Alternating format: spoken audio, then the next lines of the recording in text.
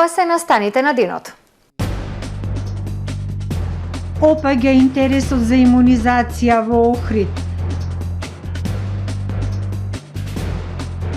Рибократството во полн замав пријавуваат охриѓани во рубриката Ти си твојот град.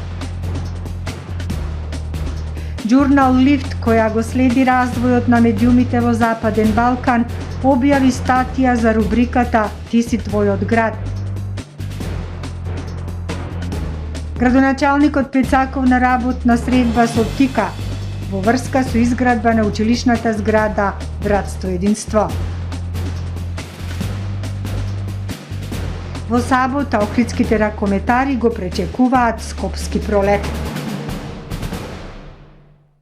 Со содржините во дневникот започнуваме повременската прогноза. Останете со нас.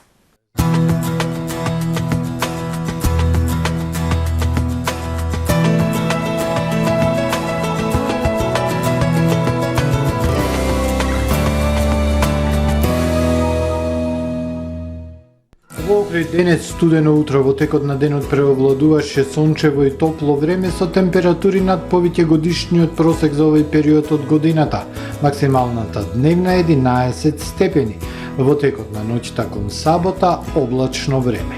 Во сабота над поголем дел од британските острови, локално на крајниот север и североисток од Европа, нестабилно со врнежи од дожд проследени со ветар. Во останатите делови од стариот континент времето ќе биде стабилно со локална облачност и надпросечно топло. Утре на Балканскиот полуостров времето умерено облачно со сончеви периоди и надпросечно топло. Локално во централните и јужните делови на полуостровот сончево со локална облачност. Максималните дневни температури од 6 до 15 степени на Балканот. Во Македонија во сабота умерено облачно време со повремени и кратки сончеви периоди, но релативно топло со температури во текот на денот над повеќе годишниот просек, минималните од -3 до +4, максималните дневни од 6 до 15 степени Целзиусови. Во Охрид во сабота времето умерено облачно, ќе има и повремени сончеви периоди, а ќе дува и североисточен ветер. Минималната 1, дневната 9. Во недела облачно и топло, температурата преку ден 8, а во понеделник и вторник умерено облачно време со сончеви периоди. Дневната температура од 8, односно 9 степени Целзиусови.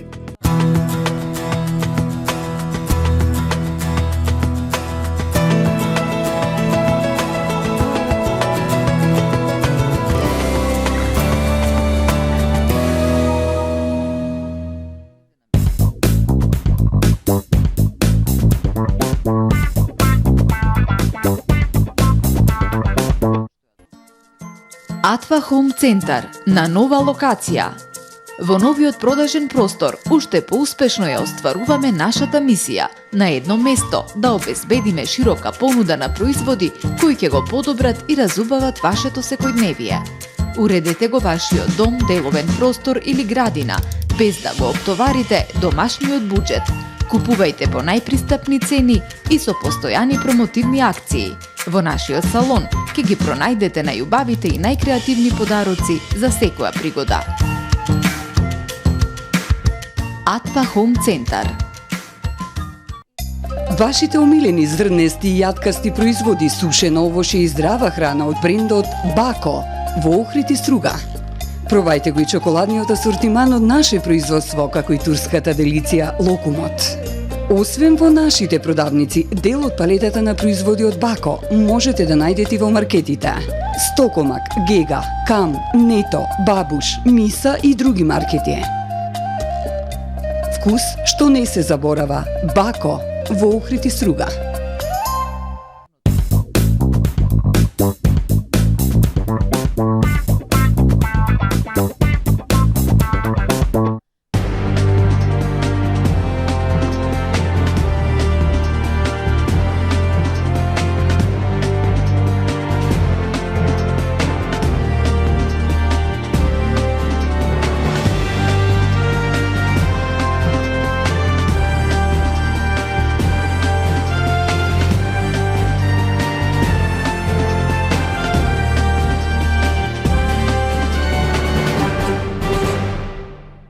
Добар ден, прво издание на Дневникот на ТВМ.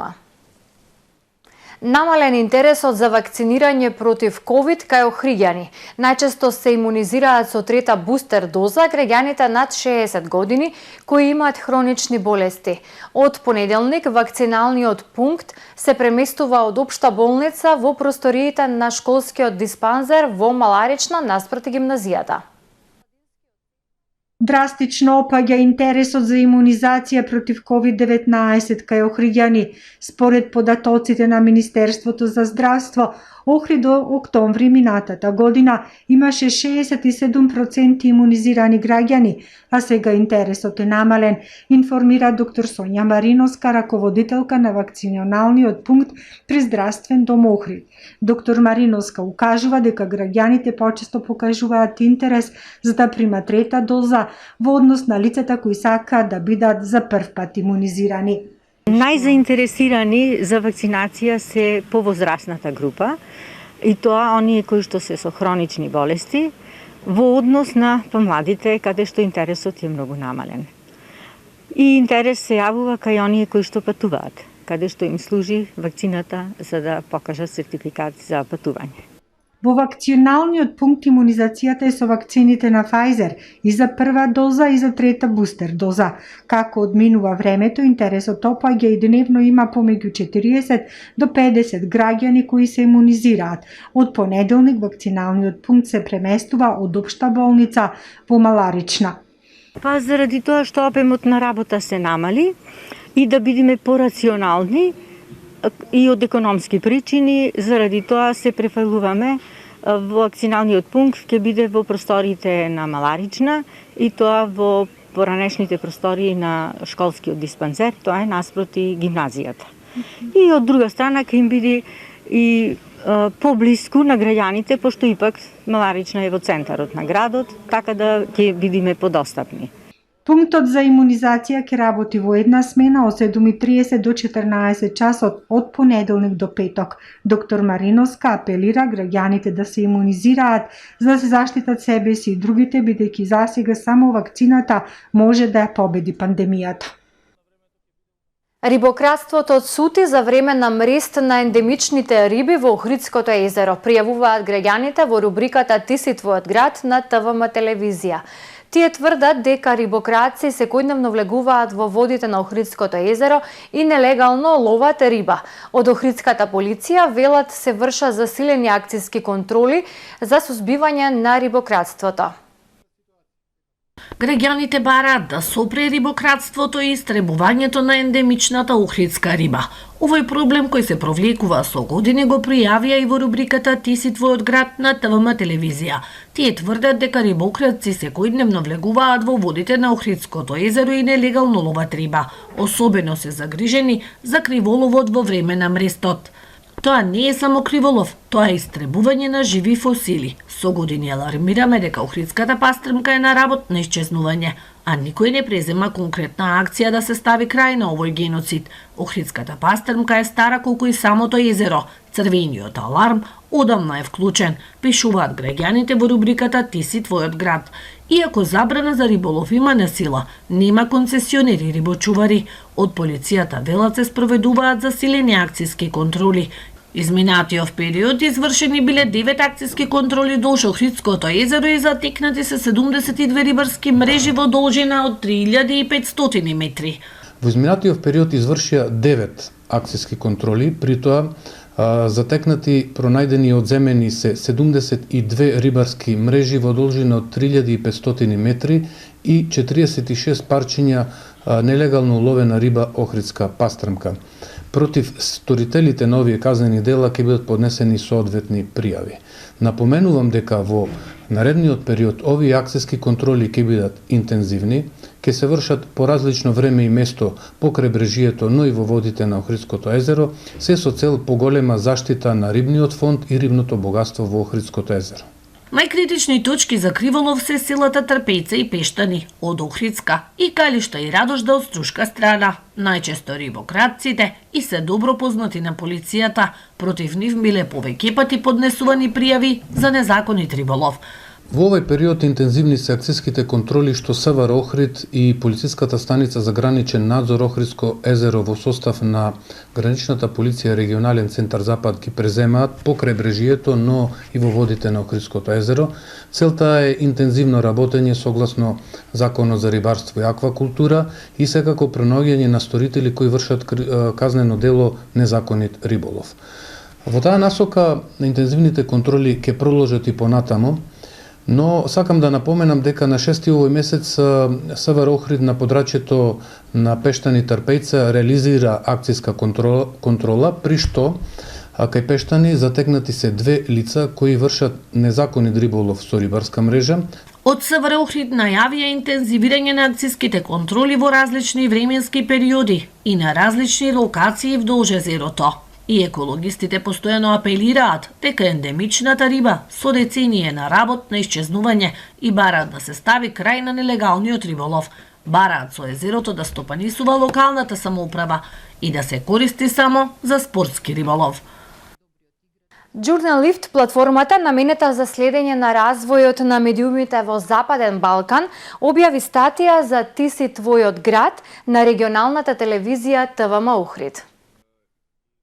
ТВМ успешно го имплементира проектот Ти си твојот град, чија цел е да ги доближи граѓаните до медиумот, охрабрувајќи ги да станат ангажирани граѓани во процесите во заедницата, пишува во статијата објавена од Журналифт.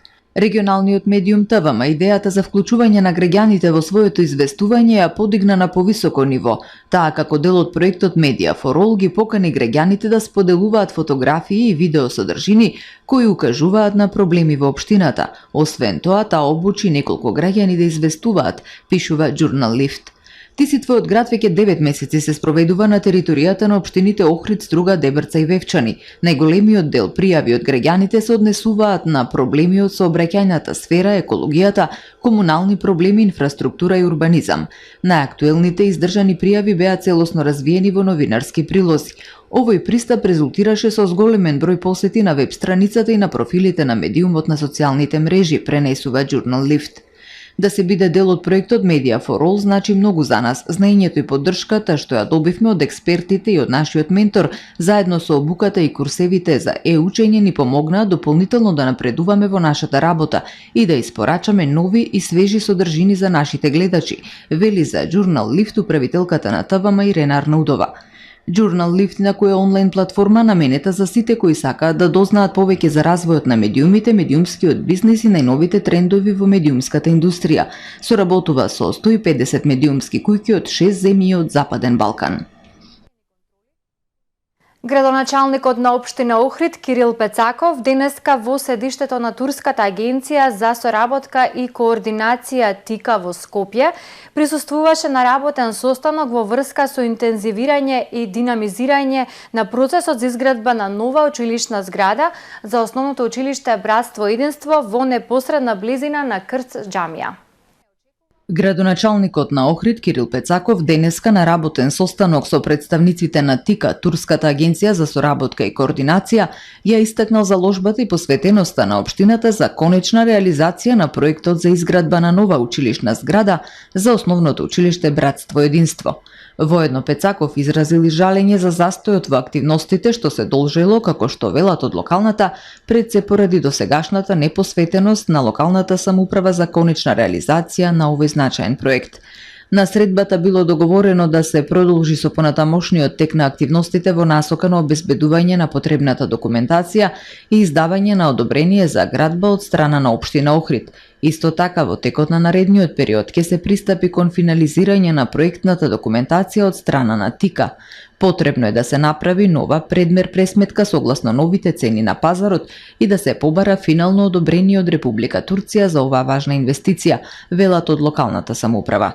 Проектот предвидува комплетна изградба и опремување на нова училишна зграда и изградба на нова спортска сала. Новиот училишен објект ќе обезбеди значително подобрени и посовремени услови за одвивање на ставата и поквалитетен образовен процес. Коалицијата Сега од Прилеп ќе раководи со младинскиот центар во Охрид.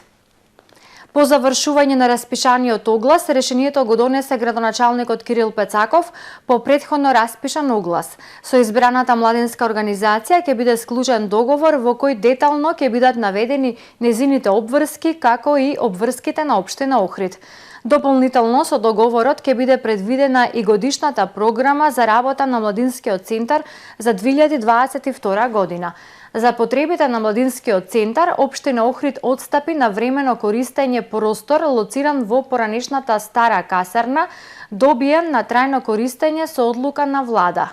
Периодот на користење на просторот е 3 години. Младинскиот центар е место каде ќе се подготвуваат и спроведуваат програми кои ќе ја подобруваат благосостојбата на младите, развојот на личниот, социјален и професионален живот на младите, информации од важен интерес за младите и други аспекти од животот на младите согласно член 22 од Законот за младинско учество и младински политики. Од денес, граѓаните на Македонија во итен случај само со вртење на бројот 112 во најкраток можен рок ќе ги добијат услугите на полицијата, итната медицинска помош или противпожарната бригада од каде било во државата. Европскиот број за итни случаи 112 од денес ставен во употреба и за македонските граѓани кои во итен случај сега само со вртење на бројот 112 во најкраток можен рок ќе ги добијат услугите на полицијата, итната медицинска помош или противпожарната бригада од каде било во државава, истакна Димитар Ковачевски, премиер на Република Северна Македонија. Ова навистина представува голем исчекор во навремено справување со проблемите со кои што се соочуваат граѓаните. Се надевам дека системот прво ќе биде стабилизиран, бидејќи денеска е неговото воведување и дека со текот на времето ќе биде унапредуван со цел да ги покрива сите неприлики во кои што можат да се најдат граѓаните без разлика на местото во државата. Стојанче Ангелов, директорот на Центарот за управување со кризи, објасни дека на овој начин со еден повик на располагање на граѓаните стојат сите служби. Го пробавме системот, но вежбата никогаш не соодветствува на реалната ситуација. Сепак во првата фаза не очекуваме голем број повици. Треба време да се сменат и навиките и луѓето да научат да го користат овој број. Инаку системот ќе се гради во движење, а Центарот за управување со кризи ќе биде филтер кој ќе ги филтрира повиците и ќе се прави листа на приоритети според однапред одредени алгоритми. Ние за почеток ќе стартуваме на територијата на градот Скопје. Откако ќе го тестираме системот, после 10 дена ќе почнеме со територијата на целата држава, бидејќи се работи за комплексен систем кој што во себе обединува неколку различни субјекти, министерства, потоа противпожарните единици кои што со устав се децентрализирани, односно се во надлежност на самите општини, и итната медицинска помош. Во врска со начинот на кој работат операторите, Ангелов вели дека има прашалник по кој операторот се движи, потоа многу лесно податоците може да ги препрати на неколку места. Со пријавување кај операторот ги известува сите останати служби. Новиот број 112 нагласуваат од Центарот е потребно да го знае секој граѓанин. Се работи за европски проект кој треба да го имплементира секоја земја аспиранти членка на Европската Унија. This is another example of a very practical support that the Ова е уште еден пример како Европската Унија со една тактичка поддршка и помага на Македонија. Убавината во овој проект е во неговата едноставност. Бирате еден број во случајов 112 и допирате до сите служби за итни случаи. На тој начин граѓаните ќе бидат побезбедни, а помошта ќе стигне многу побрзо, што значи дека станува збор за една многу практична иницијатива. Европскиот број за итни повици беше воспоставен со измените на Законот за управување со кризи. Во законското образложение беше и посочено дека воведувањето на бројот за итни случаи и распоредувањето на потребните финансиски средства бара изменена широка законска регулатива која го опфаќа и Законот за електронски комуникации, каде што е веќе имплементиран бројот за итни случаи 112. Остануваат да функционираат барем уште 2 години останатите броеви на Министерството за внатрешни работи, на брзата помош на противпожарната.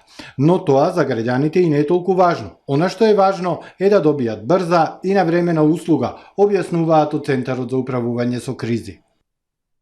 Во сабота, градскиот ракометен клуб Охрид го игра одлучувачкиот надпревар за пласман во плейофот. Противник на гладиаторите им е директниот конкурент Пролет, екипа која секогаш тешко се предава во Охрид. Играчите се подготвени и со нетрпение ја очекуваат поддршката од полната сала во Билјанини извори. По тешката и неизвестна победа над Бутел, Охриѓани ги очекува ново ракометно дерби. Одморени во позитивна атмосфера го пречекуваат Пролет, директниот конкурент за 6-тото место во Суперлигата кој носи плейоф. Противникот е анализиран и клучно е да се запре брзиот проток на топка помеѓу бековите, кој доста често завршува до пивотмено Таларов, најдобриот играч на скопскиот тим. Па да, лепо сте рекли, клjučni nadprevar, pošto odlučuje, ovaj meč odlučuje da li se plasiramo u play-off i naravno veoma važan za nas. Naravno da se spremamo maksimalno i taktički i fizički, gledamo da smanjimo broj tehničkih grešaka, tako da ne znam, trudimo se, radimo na tome maksimalno i idemo da damo maksimum u subotu da odigramo što je bolje moguće. Големиот број на технички грешки и недозволените промашувања од чисти ситуации се карактеристика на млади ракометари. Ако се знае дека градскиот ракометен клуб е најмлада екипа во Суперлигата и ако се додаде важноста на надпреварот, гладиаторите се под силен притисок. Може би притисокот е малце поголем на страна на младите играчи, но сепак ние, иако сме сепак млади, имаме доста утакмици одиграно во Суперлигата и мислам дека веќе полека се навиквиме на утакмиците и се справуваме со притисокот. И мислам дека така ќе биде и во сабота и нема причина зашто да имаме притисок, туку само ќе одадеме својот максимум и одиме на победа. Надпреварот ГРК Охрид РК Пролет Скопје е закажан за во сабота во 18 часот, а влезот е бесплатен. Покрај стандардната поддршка од навивачката група Рибари, потребна е поддршката и од охридските љубители на ракометот. Ако некогаш на играчите им било потребно да почувствуваат колку охриѓани го поддржуваат својот клуб, тоа е сега, па затоа утре сите во сала. 8 охриѓани казнети за поминување преку улица надвор од пешачки премин. Вчера во период од 10 до 14 часот при извршени сообраќајни контроли, полициските службеници во Охрид затекнале и санкционирале 13 пешаци кои преминувале коловоз надвор од обележан пешачки премин. Во Охрид 8, 4 во Струга и 1 во Дебар. Во Струга пак затекнати и санкционирани се 7 возачи на моторни возила кои извршиле непрописно пристигнување. А во продолжение да ги погледнеме и вестите од светот. Американскиот претседател Џо Бајден им порача на американските државјани веднаш да напуштат Украина поради зголемената закана од руска инвазија. Додаде дека нема да праќа војници за да спасуваат американци. Работите во регионот многу брзо би можеле да станат луди, изјави тој. Русија постојано негира дека планира да ја нападне Украина, иако распореди повеќе од 130.000 војници долж границата и неделава почна воени вежби со Белорусија. Во меѓувреме, светските лидери продолжуваат со своите дипломатски напори за смирување на кризата. Русија и Украина доцна синоќа објавија дека не бил постигнат никаков напредок во последните разговори со француските и германските официјални лица. Британските министри за одбрана и надворешни работи Бен Волас и Лиз Трас вчера беа во Москва, при што рускиот министер за надворешни работи Сергеј Лавров ја опиша средбата како разговор на немиот со глувиот. Повеќе демонстранти од претходните денови повторно се собраа денес пред зградата на парламентот во Нов Зеланд во Велингтон, повикувајќи на укинување на задолжителната вакцинација против COVID-19, одбивајќи да ги прекинат протестите и покрај апсењата. Полицијата вчера уапси 120 лица, додека се обидувале насилно да ги отстранат демонстрантите, иако немаше инциденти околу зградата. Ова е четврт ден поред како неколку илјади демонстранти, инспирирани од протестите на камионџиите во Канада, ги окупираат ревниците во главниот град во Велингтон и ги блокираа околните улици со своите камиони, автомобили, камперски комбиња и мотоцикли. Повеќе шатори денес беа поставени на тревник околу зградата на парламентот, бидејќи се повеќе демонстранти пристигнуваат од целата земја. 2 лица загинаа во пат на транспортен авион АН-2 на Камчатка, соопшти денес прес-службата на Руското министерство за вонредни ситуации за РИА Новости. Авионот се урнал при полетување на 1 километар од пистата и се запалил. Пронајдени се телата на жртвите. Вулканот Етна на италијанскиот остров Сицилија повторно еруптирал вчера за прв пат во 2022 година, соопшти Италијанскиот национален институт за геофизика и вулканологија. Ерупцијата се случила во областа на југоисточниот кратер, предизвикувајќи лесен дожд од пепел. Од Италијанскиот национален институт соопштија дека вулканот повторно се активирал синоќа исфрлајќи нов бран пепел и чад и го достигнал врвот на ерупцијата. Во петокот наутро вулканските потреси се искачија на просечни вредности, а протокот на лава е активен. Најголемиот и најактивен вулкан во Европа, неговите чести ерупции често се придружени со големи текови лава, но ретко представуваат опасност за населените области. Еден од вулканите со најдолги историски записи за ерупции кој датира повеќе од 2000 години. Тоа е се во првиот дневник на ТВМ. Ви благодарам што не следевте. Довидување.